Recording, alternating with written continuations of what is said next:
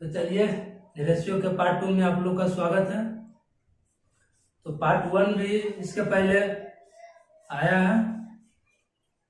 तो पार्ट 1 उन विद्यार्थियों के लिए है जो विद्यार्थी मैथ पढ़ने के लिए वे स्टार्ट ही किए हैं, और पार्ट 1 में थोड़ा लेवल थोड़ा लो है, और इसके बाद जो पार्ट 2 आने जा रहा है उसमें थोड़ा हाई लेवल होगा, जो आपके एग्जाम की दृष्टि से बहुत महत्वपूर्ण होगा। तो इस तरह से चलते हैं हम लोग पार्ट 2 के 7 नंबर क्वेश्चन पे। तो क्या बोल रहा है, ए, बी तथा सी के मासिक वेतन का अनुपात 2:3:5 है। यदि सी का मासिक वेतन ए के मासिक वेतन से 1200 रुपया अधिक हो तो बी का वार्षिक आय क्या है। तो इसमें क्या दिया हुआ है, ए, बी और सी का मासिक वेतन का अनुपात कितना दिया हुआ है, 2:3:5। और क्या बोला जा रहा है, यदि सी का मासिक वेतन ए के मासिक वेतन से 1200 रुपया अधिक हो, लेकिन निश्चित राशि कितना दिया हुआ, 1200 रुपया। सबसे पहले निश्चित राशि को पकड़ेंगे, चलिए 1200 रुपया। अब इसमें 1200 रुपया क्या दिया हुआ, सी का मासिक वेतन ए के मासिक वेतन से, सी का मासिक वेतन ए के मासिक वेतन से 1200 रुपया अधिक बोल रहा।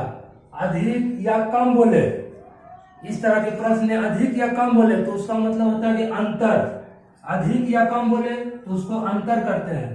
तो क्या बोल रहा है, सी का मासिक वेतन ए के मासिक वेतन से 1200 रुपया अधिक है। यहाँ पे हम लोग का क्या हो रहा है, सी का मासिक वेतन ए के मासिक वेतन से, सी का मासिक वेतन ए के मासिक वेतन से कितना अधिक है, 3 अधिक है, यानी कि अंतर इसको बोला जाता है। तो 3 अधिक है, तो दिए का तुलना दिए से कर दिए। अब क्या बोल रहा है, तो बी का वार्षिक आय क्या होगा, तो बी का वार्षिक, बी कहाँ है, 3 हुआ बी का, तो बी निकालने के लिए क्या करेंगे, 3 से गुना कर देंगे, कितना हो जाएगा, 3 से 3 कट जाएगा, 1200। लेकिन ये क्या दिया हुआ था, मासिक वेतन निकला, ये बी का जो होगा ये मासिक वेतन निकला, और बोल रहा है क्या हम लोग को निकालने के लिए, वार्षिक वेतन, यानी कि 1 महीने का वेतन ये दिया हुआ, हम लोग को बोल रहा है वार्षिक यानी 12 महीने का वेतन निकालने के लिए हम लोग क्या करेंगे, 12 से गुना कर देंगे, तो कितना हो जाएगा, बराबर आएंगे 44, यानी कि ये हम लोग का निकल गया बी का वार्षिक वेतन। ये हुआ हम लोग का आंसर। चलते हैं 8 नंबर क्वेश्चन पे। इसमें क्या बोला जा रहा है, पी और क्यू की आय का अनुपात 3:4 है तथा उनके व्यय का अनुपात 2:3 है। यदि इनमें से प्रत्येक 6000 रुपया की बचत करता है तो पी की कितनी आय है। तो चलिए सबसे पहले क्या दिया हुआ है, पी और क्यू आय का अनुपात दिया हुआ है। सबसे पहले आय का अनुपात लिख देते हैं, कितना दिया हुआ है, 3:4। व्यय का मतलब क्या हुआ, खर्च, यानी कि खर्च, इसको व्यय या खर्च कुछ भी लिख सकते हैं, व्यय का अनुपात कितना दिया हुआ है, 2:3। अब क्या बोल रहा है, इनमें से प्रत्येक 600 रुपया की बचत करता है। तो सबसे निश्चित राशि हम लोग का क्या दिया हुआ, बचत का निश्चित राशि दिया हुआ, हम लोग सबसे पहले यहाँ से बचत निकालेंगे। तो बचत कैसे निकलेगा, जो हम लोग का इनकम है, आय है, उसमें जो खर्च होता है उसको घटा दिया जाएगा, घटा देंगे तो हम लोग का बचत निकल जाएगा। तो आय हम लोग का 3 रुपया है और उसमें खर्च हम लोग 2 रुपया करते हैं, तो इसमें हम लोग का कितना बचत होगा, 1 रुपया, यानी कि पी 1 रुपया बचाया। और क्यू जो है 4 रुपया का, क्यू को 4 रुपया का है और खर्च कितना कर रहा है, 3 रुपया, यानी कि बचाया कितना, 1 रुपया। तो इस तरह से यानी कि पी भी 1 रुपया बचाया, क्यू भी 1 रुपया बचाया। तो हम लोग का प्रत्येक का बचत कितना दिया हुआ है, 600 रुपया, यानी कि बचत 600 रुपया निश्चित राशि दिया हुआ। और यहाँ प्रत्येक का बचत कितना है, ये भी 1 रुपया बचा रहा है, ये भी 1 रुपया बचा रहा है। तो दिए का तुलना दिए से, बचत का तुलना बचत से।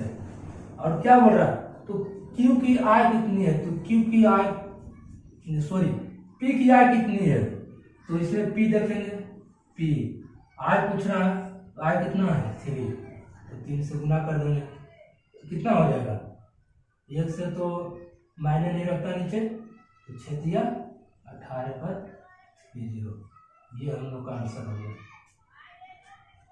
प्रीवियस ईयर का आप लोग को प्रीवियस ईयर का भी क्वेश्चन देख रहे थे, तो इस तरह का क्वेश्चन आप लोग के प्रीवियस ईयर का क्वेश्चन बीएचयू में था, तो इस तरह के क्वेश्चन में थोड़ा विशेष ध्यान देकर बनाइएगा, थोड़ा रिवीजन भी कीजिएगा इस तरह के क्वेश्चन में।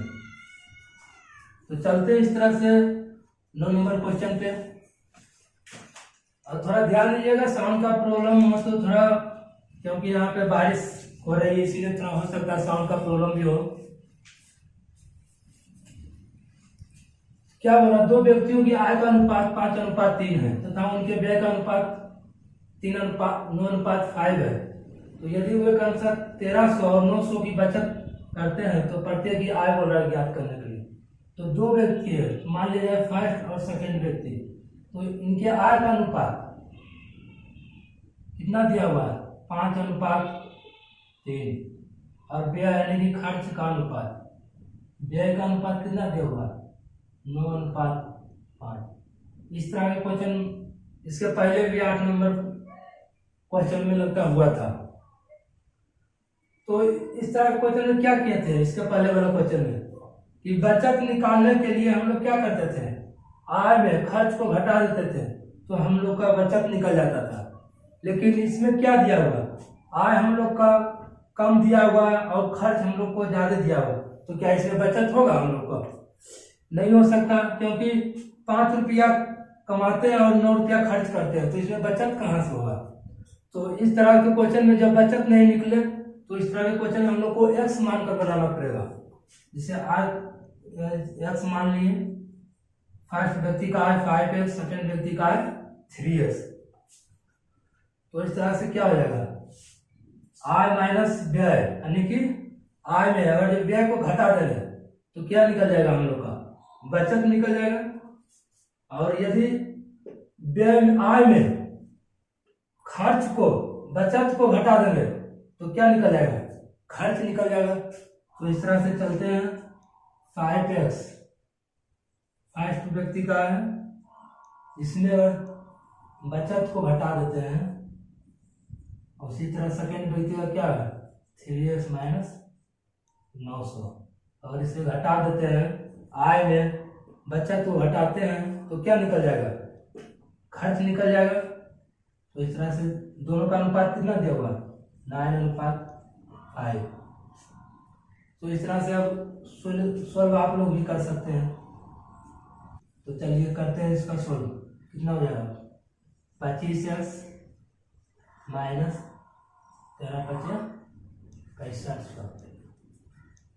इसी तरह से कितना हो जाएगा, मोतिया 27x माइनस 9×8100। अब एक जाति वाले को एक तरफ कर देते हैं, 27x 25x को इधर लेंगे तो कितना हो जाएगा 2x घटकर, उसी तरह 8100 को इधर लाएंगे तो कितना हो जाएगा प्लस 8100, यानी कि 8100 में हम लोग को 6500 घट जाएगा तो क्या हो जाएगा 0 0 1, यानी कि 6 7 में 6 गया 1, यानी कि 1600। अब यहाँ से x का मान निकालेंगे तो कितना हो जाएगा, x बराबर 800, ये हम लोग का x का मान निकला। अब क्या बोल रहा है, तो प्रत्येक की आय कितनी है, यानी कि फर्स्ट और सेकेंड, फर्स्ट व्यक्ति और सेकेंड व्यक्ति दोनों की आय बोल रहा है निकालने के लिए।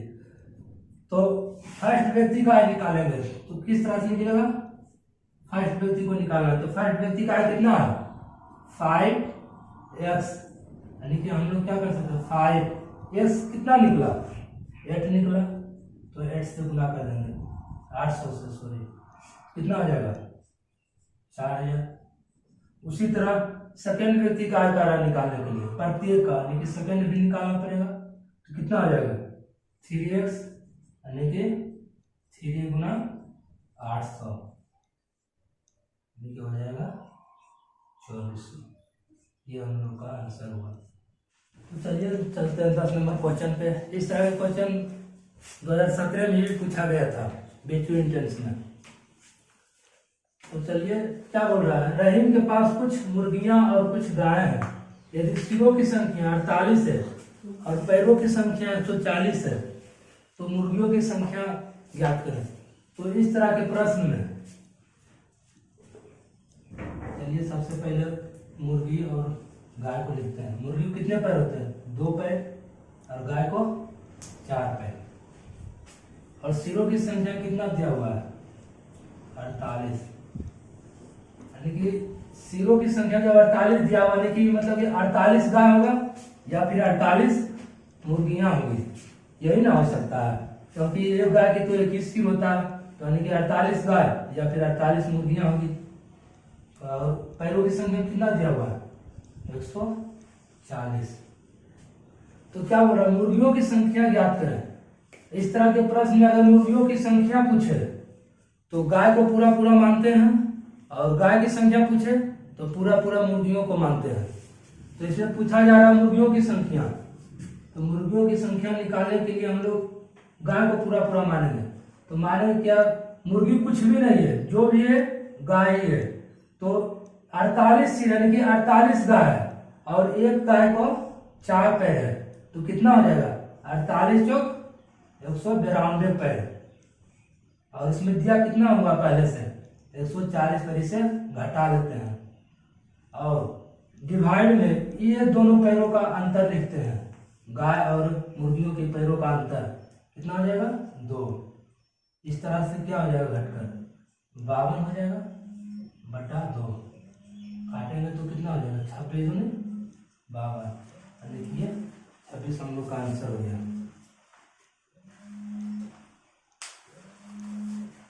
तो चलिए इस तरह से आप लोग का रेशियो का पार्ट 2 भी समाप्त हो रहा है। तो आगे कल मिलते हैं फिर। और आप लोग एक बात ध्यान रखिए कि आप लोग थोड़ा कमेंट कीजिए ताकि हमको भी लगे कि आप लोग को अच्छा लग रहा है, पढ़ाई समझ में आ रहा है या नहीं आ रहा, ताकि कहाँ प्रॉब्लम है ना और हम भी थोड़ा सुधार कर बताने में थोड़ा कमेंट कीजिए। ठीक है, चलते हैं।